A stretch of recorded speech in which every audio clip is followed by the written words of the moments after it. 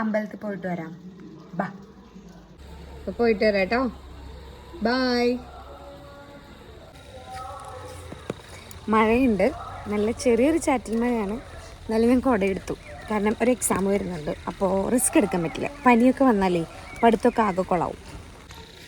വീടിൻ്റെ അടുത്ത് തന്നെയാണ് കേട്ടോ അമ്പലം. അതുകൊണ്ട് ഞാൻ നടന്നിട്ടാണ് പോയത്. കാഴ്ചകളൊക്കെ കണ്ട് അമ്പലത്തിലെ പാട്ടൊക്കെ കേട്ട് അങ്ങോട്ടേക്ക് എത്താം.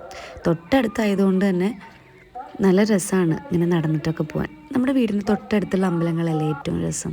സമാധാനത്തോടുകൂടി, അതായത് തിക്കും തിരക്കും ഒന്നും ഇല്ലാണ്ട് പ്രാർത്ഥിക്കാൻ പറ്റും. ഗേറ്റൊക്കെ ഞാൻ തന്നെയാണ് തുറക്കാറ്.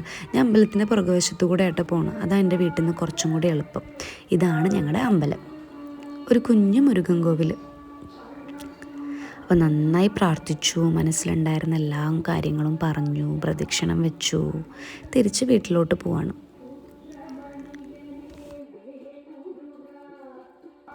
വീഡിയോ എടുക്കണ കാരണം ഗേറ്റ് അടയ്ക്കാൻ പറ്റുന്നില്ല മര്യാദയ്ക്ക്. എന്നിട്ട് ഞാൻ വീഡിയോ ഓഫ് ചെയ്ത് ഗേറ്റ് അടച്ചു. എന്നിട്ട് തിരിച്ച് വീട്ടിലോട്ട് പോയി. എൻ്റെ കുറിയെ കുറിച്ച് എന്താ അഭിപ്രായം? സർവേക്കല്ലുമ്മ കാക്ക കാഷ്ടിച്ച പോലെയുള്ളതെന്ന് കുറേ കമൻറ്റുകൾ എനിക്ക് വരാറുണ്ട്.